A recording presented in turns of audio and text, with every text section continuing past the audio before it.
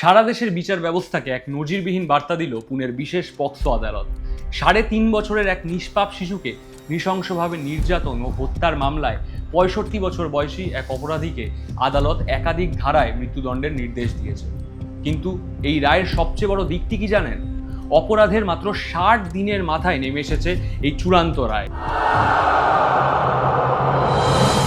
নমস্কার, আপনারা দেখছেন দ্য বাংলা স্ফিয়ার। আজ আমরা কোনো রাজনৈতিক কাদা ছড়াছড়ি নয়, বরং দেশের সমাজ ব্যবস্থা ও বিচার প্রক্রিয়ার অত্যন্ত সংবেদনশীল এবং ঐতিহাসিক একটি রায় নিয়ে আলোচনা করব। পুনের এই রায় কেন আমাদের আইন ব্যবস্থার জন্য একটা বড় দৃষ্টান্ত, চলুন বিশদে জেনে এবং বুঝে নেওয়া যাক একসাথে। ঘটনাটি ঘটেছিল মহারাষ্ট্রের পুনে জেলার নাসরাপুর গ্রামে। মাত্র ৩.৫ বছরের একটি শিশু গ্রীষ্মের ছুটিতে তার দিদিমার বাড়িতে বেড়াতে এসেছিল। সেখান থেকেই লোভ দেখিয়ে তাকে একটি গোয়ালঘরের পাশে নিয়ে গিয়ে পাশবিক অত্যাচার চালায় ৬৫ বছর বয়সী ভীমরাও কামলে। শুধু তাই নয়, শিশুটির আর্তনাদ বন্ধ করতে তার মুখে কাপড় গুঁজে নৃশংসভাবে তাকে হত্যা করে সেই বৃদ্ধ।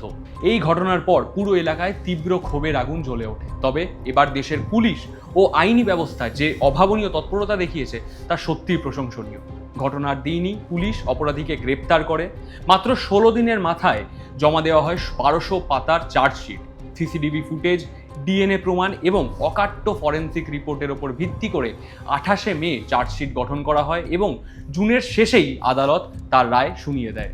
বিশেষ বিচারক এসআর সালুখে এই মামলাটিকে রেয়ারেস্ট অফ দ্য রেয়ার অর্থাৎ বিরল থেকে বিরলতম ক্যাটাগরিতে ফেলেছেন। অপরাধীর আইনজীবী তার বয়স ৬৫ হওয়া দরুন এবং পরিবারের কথা বিবেচনা করে কিছুটা লঘু শাস্তির আবেদন জানিয়েছিল কোর্টের সামনে, কিন্তু আদালত সেই দাবি সম্পূর্ণভাবে খারিজ করে দেয়। আদালতের পর্যবেক্ষণ ছিল অত্যন্ত কড়া। বিচারক স্পষ্ট জানান, এই বয়সেও অপরাধীর লালসা যে বিপজ্জনক পর্যায়ে পৌঁছেছে তাতে সমাজে তার বেঁচে থাকা অত্যন্ত ঝুঁকিপূর্ণ। অপরাধীর নৃশংসতা এতটাই ছিল যে শিশুটিকে হত্যার পরও সে কিন্তু ক্ষান্ত হয়নি। ভারতীয় ন্যায় সংহিতা অর্থাৎ বিএনএস এবং পক্সো আইনের একাধিক ধারায়, যার মধ্যে অপহরণ, ধর্ষণ ও খুন শামিল রয়েছে, অপরাধীকে আলাদা আলাদা ধারায় মৃত্যুদণ্ড দেওয়া হয়েছে। আইনের ভাষায় একেই অনেকে ৩ বার মৃত্যুদণ্ডের রায় হিসেবে দেখছেন। বিচারক তার অর্ডারে লিখেছেন, এই ধরনের জঘন্য অপরাধের জন্য যাবজ্জীবন কারাদণ্ড একেবারেই যথেষ্ট নয়, এমনকি মৃত্যুদণ্ড হয়তো কিছু সময় কম হতে পারে। আমাদের দেশে প্রায়ই অভিযোগ ওঠে যে এই ধরনের গুরুতর মামলা বছরের পর বছর ঝুলে থাকে, যার ফলে অপরাধীরা পার পেয়ে যায় বা সাক্ষ্য প্রমাণ একেবারে লোপাট হয়ে যায় বা নষ্ট হয়ে যায়। কিন্তু পুনের এই ফাস্ট ট্র্যাক কোর্ট প্রমাণ করে দিল যে সদিচ্ছা থাকলে মাত্র ২ মাসের মধ্যেও অকাট্য প্রমাণের ভিত্তিতে অপরাধীকে সর্বোচ্চ সাজা দেওয়া কিন্তু সম্ভব। এই ধরনের দৃষ্টান্তমূলক এবং দ্রুত শাস্তি অপরাধীদের মনে যেমন ভয় সৃষ্টি করবে, তেমনি সাধারণ মানুষের মনে দেশের আইন ও বিচার ব্যবস্থার প্রতি ভরসা আরও কয়েক গুণ বাড়িয়ে দেবে। শিশুদের সুরক্ষায় আইনের এই কঠোর রূপ সত্যিই আজ সময়ের দাবি। পুনে আদালতের এই ঐতিহাসিক রায়কে কি আপনি বিচার ব্যবস্থার একটি নতুন এবং ইতিবাচক মোড় হিসেবে দেখছেন?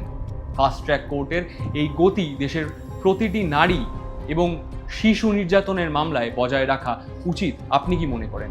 আপনার মূল্যবান মতামত কমেন্টে লিখে জানান আমাদের।